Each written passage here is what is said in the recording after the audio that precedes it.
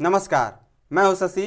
आइए झारखंड के टॉप 25 प्रमुख खबर जानते हैं। झारखंड में 8वीं 9वीं 11वीं की परीक्षा जैक लेगा। राज्य में 8वीं 9वीं और 11वीं की परीक्षा झारखंड एकेडमिक काउंसिल ही लेगा। 2026 में यह परीक्षा ओएमआर सीट में नहीं बल्कि लिखित होगी। इसमें ऑब्जेक्टिव, लघु उत्तरीय और दीर्घ उत्तरीय प्रश्न पूछे जाएंगे। जैक की बोर्ड की बैठक में यह निर्णय लिया गया है। बता दें, पिछले दिनों जेसीईआरटी से परीक्षा कराने की चर्चा चल रही थी। जैक की बैठक में सदस्यों ने इस पर आपत्ति जताई। सदस्यों ने हवाला दिया है कि जैक की नियमावली 2001 के अनुसार वोट संबंधी परीक्षा का अधिकार जैक को ही है, वहीं किसी दूसरे संस्था को परीक्षा नहीं लेने चाहिए। बैठक में प्रस्ताव पास होने के बाद जैक अध्यक्ष डॉक्टर नटवा हंसदा समेत सभी सदस्य सीएम से मिलने प्रोजेक्ट भवन पहुंचे। मुख्यमंत्री के समक्ष यह बात रखी गई तो उन्होंने भी इस पर नाराजगी जताई। उन्होंने जैक से पूछा कि जब हर परीक्षा जैक लेता है तो 8वीं 9वीं और 11वीं की परीक्षा लेने में क्या दिक्कत आ रही। वहीं मुख्य सचिव के माध्यम से शिक्षा सचिव से बात कराई गई। इसके बाद स्पष्ट हुआ कि जैक के एक पदाधिकारी ने वर्कलोड की बात कर ऐसा प्रस्ताव दिया था। पूर्व की भांति ही जैक से परीक्षा लिए जाने का निर्देश दिया गया है। झारखंड में 5 दिन बादल पर बारिश नहीं। राजधानी समेत राज्य के कुछ भागों में हल्के बादल छाए रहने की संभावना व्यक्त की गई है, लेकिन इस मौसम में बदलाव के कारण बारिश होने की संभावना नहीं है। यह स्थिति अगले 5 दिनों तक जारी रहेगी। मौसम में यह बदलाव पश्चिम बंगाल के गांगेय क्षेत्र और उससे सटे झारखंड में एक सर्कुलेशन बन गया है। इसके प्रभाव से पश्चिम बंगाल से सटे जिलों समेत राज्य के दक्षिणी भाग पर आंशिक बादल छाएंगे। मौसम विभाग के अनुसार मुख्य रूप से राज्य के अंदर धनबाद, बोकारो, रामगढ़, सरायकेला, पूर्वी और पश्चिमी खुट्टी, सिमडेगा, गुमला आदि जिलों में हल्के व आंशिक बादल छाएंगे। इससे अगले 4 दिनों तक तापमान में ज़्यादा परिवर्तन नहीं होंगे। राजधानी समेत राज्य के विभिन्न हिस्सों में मंगलवार को दिन के दौरान मौसम करीब करीब साफ रहा, लेकिन इस दौरान हल्के बादल भी छाए। मौसम पूरी तरह से शुष्क रहा है।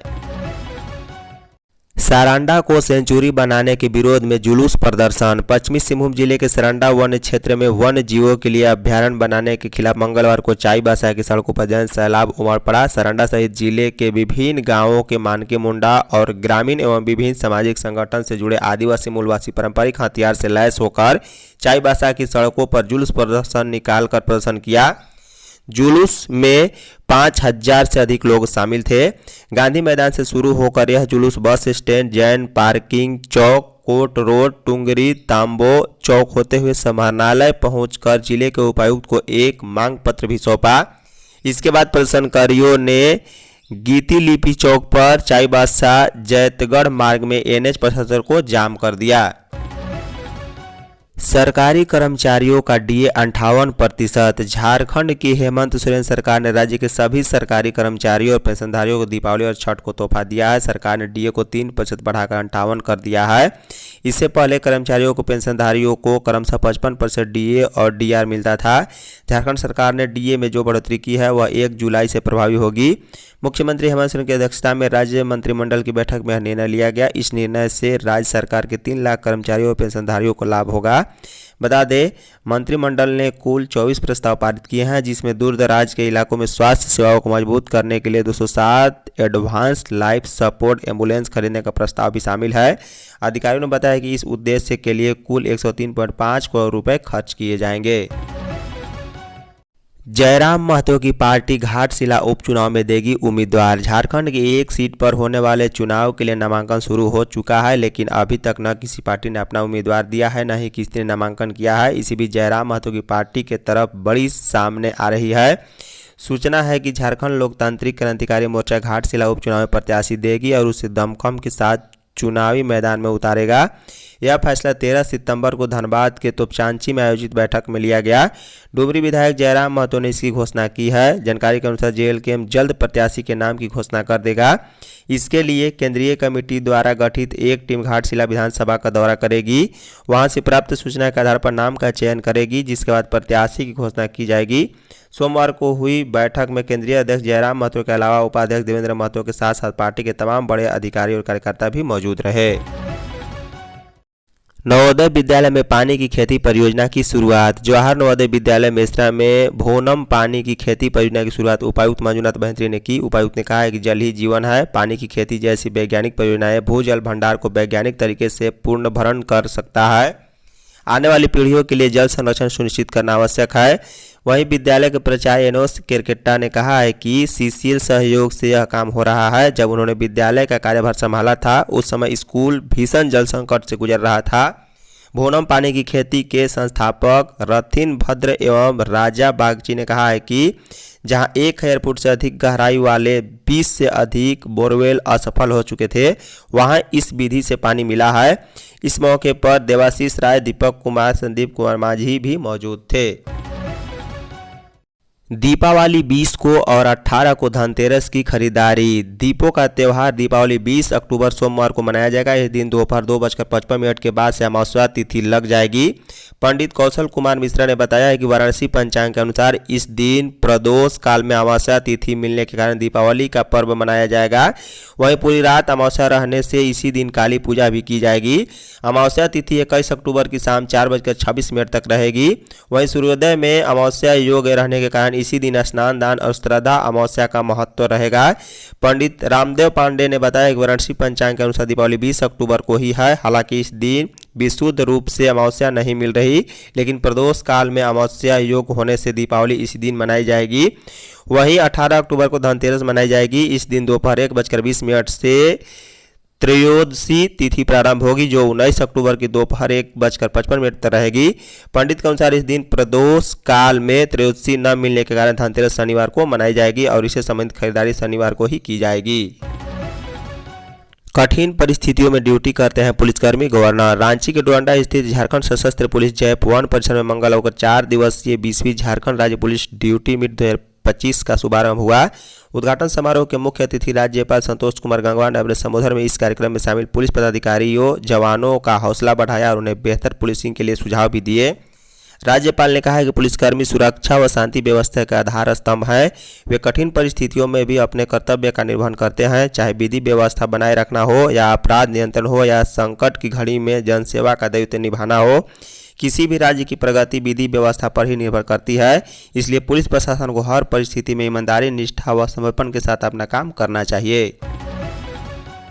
झारखंड में शराब के हर एक बोतल की होगी निगरानी। उत्पाद एवं मद्य निषेध विभाग में विभागीय मंत्री योगेंद्र प्रसाद ने सोमवार को विभाग के सचिव व आयुक्त के साथ राज्य में शराब की बिक्री व्यवस्था आदि के बिंदुओं पर समीक्षा बैठक की। बैठक में वर्तमान में 1 सितंबर से झारखंड में लागू नई उत्पाद नीति के सफल संचालन की रिपोर्ट सामने आई है। मंत्री ने बताया गत वर्ष सितंबर महीने में जितना राजस्व आया था उसी की ही तुलना में इस वर्ष के सितंबर महीने में 48% अधिक का राजस्व आया है। बैठक में सहमति बनी है कि शराब की हर एक बोतल की निगरानी सख्ती से होगी। इसके लिए ट्रैक एंड ट्रेस सिस्टम को सख्ती से लागू किया जाएगा।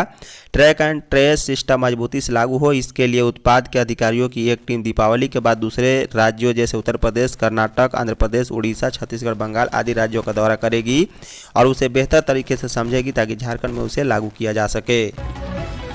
गढ़वा में ईंट निर्माण के दौरान चिमनी गिरने से 5 मजदूर दबे, 1 की मौत। गढ़वा जिले के मेराल थाना क्षेत्र के कमरमा गांव में एक बड़ी दुर्घटना सामने आई है। दरअसल नए ईंट भट्टे का निर्माण कार्य चल रहा था। मजदूर चिमनी पर चढ़कर निर्माण कार्य कर रहे थे। इसी दौरान अचानक चिमनी धराशायी हो गई और इस घटना में 5 मजदूर इसमें दब गए। इसमें 1 मजदूर की मौत हो गई। घटना की जानकारी मिलते ही स्थानीय ग्रामीण और पुलिस मौके पर पहुंचकर सभी दबे मजदूरों को निकालकर सदर अस्पताल लाया, जहां इलाज के क्रम में 1 की मौत हो गई है। बताया जा रहा है कि मेराल थाना क्षेत्र का यही करमक्का गांव है, जहां नया ईंट भट्टी का निर्माण चल रहा था। यूपी के मुरादाबाद के रहने वाले सभी मजदूर बिना कोई सेफ्टी सुरक्षा के चिमनी पर चढ़कर कार्य कर रहे थे।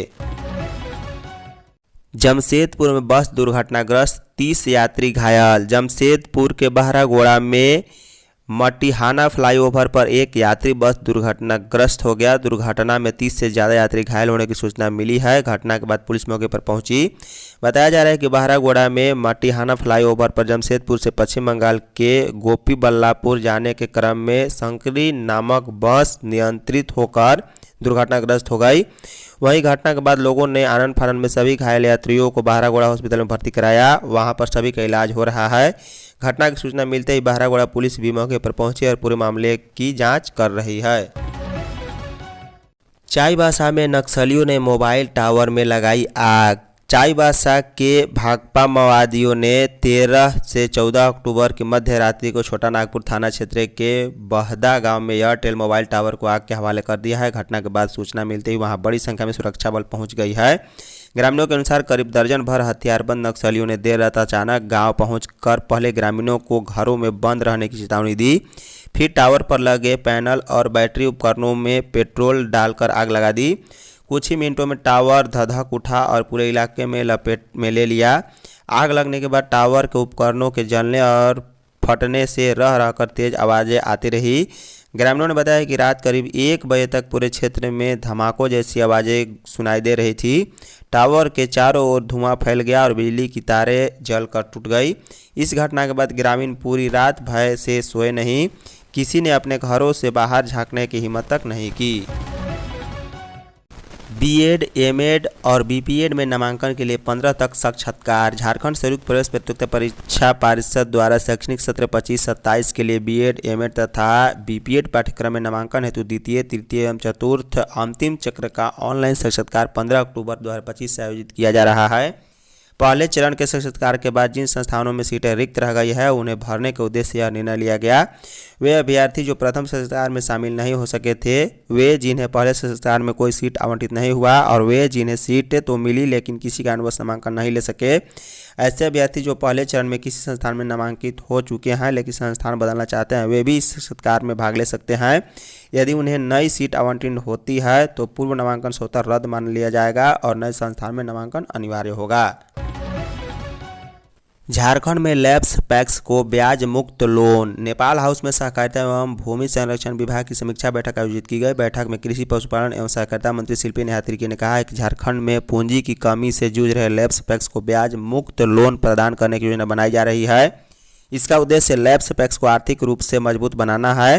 विभाग लोन के ब्याज का बोझ अपने कंधों पर उठाएगा। बैठक में लैप्स पैक्स को कंप्यूटरीकृत करने की दिशा में चल रहे कार्यों की जानकारी ली गई। अब तक राज्य में करीब 1500 लैप्स पैक्स कंप्यूटरीकृत किए जा चुके हैं, जबकि 1200 लैप्स पैक्स को कंप्यूटरीकृत करने का कार्य जारी है। इस वर्ष झारखंड में बिरसा फसल बीमा योजना के तहत राज्य के 13 लाख किसानों ने अपना पंजीकरण कराया है। रबी फसल की बीमा के लिए केंद्र सरकार से अनुमति लेने की प्रक्रिया भी शुरू कर दी गई है। अधिकारियों को सभी प्रक्रियाओं को शीघ्र पूर्ण करने का निर्देश दिया गया है। बता दें, समीक्षा बैठक में राज्य के सभी 5 फेडरेशन के कामकाज की जानकारी भी ली गई है।